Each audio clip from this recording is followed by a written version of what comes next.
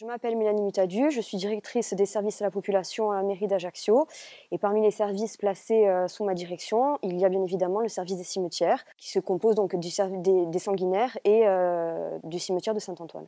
Alors l'extension de Saint-Antoine a été rendue nécessaire par rapport au manque de place dont nous souffrons dans les cimetières. À ce jour, nous avions à peu près une soixantaine de demandes en attente placées sur Saint-Antoine. L'allée qui nous a été livrée va permettre d'exploiter environ 192-194 concessions. Le maire, dans chaque commune, a une obligation d'inhumation. Ce cimetière est plus récent, bien évidemment, que celui des sanguinaires, puisqu'il date de 1966. Il a quelques spécificités, alors notamment au point de vue militaire. Nous avons en fait un carré militaire. Nous avons aussi dans ce carré militaire les musulmans qui sont morts pour la France durant les deux grandes guerres. Nous avons aussi la fosse commune, telle que l'on l'appelait à l'époque, qui est en fait l'obligation pour une commune de disposer d'un terrain commun.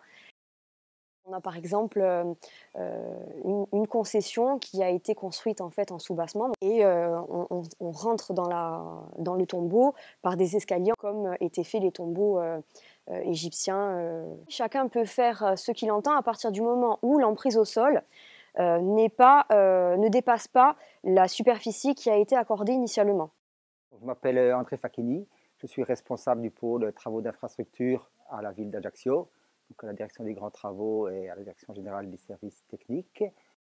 L'extension de l'allée numéro T, c'est une allée qui mesure à peu près 320 mètres de long. Le relief est assez tourmenté, assez pentu, donc ça nécessite de réaliser donc, des murs de soutènement d'assez grande hauteur, puisque sur toute la longueur de l'allée, nous avons réalisé un mur de 3 mètres de haut.